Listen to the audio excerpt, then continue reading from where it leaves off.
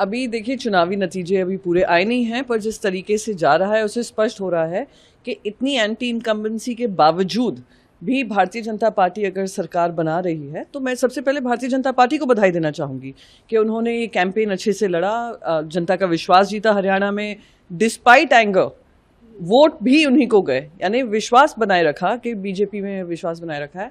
और कहीं ना कहीं कांग्रेस पार्टी को भी अपनी रणनीति देखनी पड़ेगी कि जैसे डायरेक्ट फाइट होती है बीजेपी के साथ, कांग्रेस कहीं ना कहीं कमज़ोर पड़ जाती है, तो क्यों है रीवर्क द एंटायर अलायंस। ऐसा कोई मैं मानती हूँ कि अभी नतीजे जब आएंगे तो फाइनली पता चलेगा, बट अगर जीतते हैं तो उनको बधाई बधाई के पात्र भी बनते हैं कि despite anti incumbency they have done well. Jairam Ramesh ने ट्वीट किया है, कहा है कि बीजेपी जो है एडमिनिस्ट्रेशन पे दबाव बनाने की कोशिश कर रही है, मिसलीडिंग ट्रेंड्स दिखाए जा रहे हैं, क्या कहेंगे?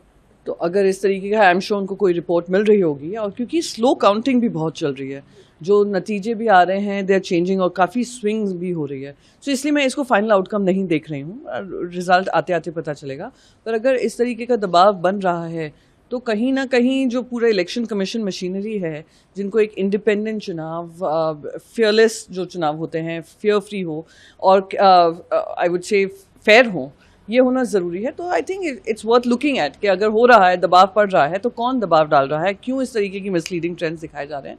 पर जो भी होगा अब जनता के सामने आ ही जाएगा कुछ घंटों में। मैम, स्वाति मालीवाल ने भी ट्वीट करा है और कहा मुझे मेरे ऊपर आरोप लगाए जाते थे, लेकिन आप देख सकते हैं आम आदमी पार्टी ने वोट काटने का काम किया। वो अपनी पार्टी के अंदर ही बात कर लें इस बारे में तो ज़्यादा ठीक रहेगा। आम आदमी पार्टी से वो खुद हैं, आम आदमी पार्टी पे ट्विटर पे आरोप लगा रही हैं, तो उम्मीद करती हूँ कि जो भी इनकी पार्टी के जो भी उनकी फीलिंग्स हैं, she will express it in the forum she should be rather than tweeting it.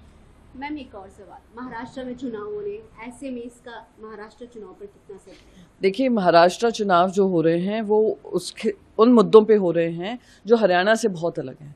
आपने दो राज्य स्तर की पार्टियों को तोड़ने का काम किया, आपने परिवारों को फोड़ने का काम किया, आपने परिवारों में दरार की है, और किसके लिए? सिर्फ सत्ता पाने के लिए। आपने इलेक्शन कमीशन को मिसयूज़ किया, आपने कॉन्स्टिट्यूशन को मिसयूज़ किया, आपने डेमोक्रेसी की जो मूलभूत, जो खुद सुप्रीम कोर्ट ने कहा है जो फाउंडेशन है, उसको ख़त्म करने का काम किया। पहले तो वो एक बहुत भारी मुद्दा है।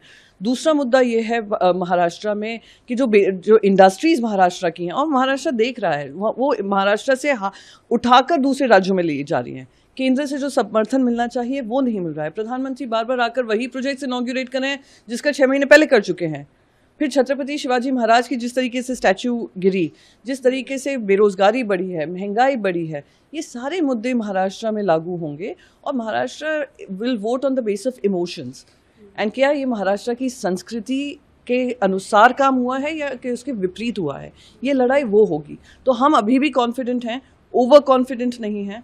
कॉन्फिडेंस है, जो लोकसभा में हमने अपना चुनाव नतीजे देखे हैं, उसी कॉन्फिडेंस को हम लेकर, उसी कॉन्फिडेंस से हम जनता के बीच जाएंगे और जनता की बातों को रखेंगे।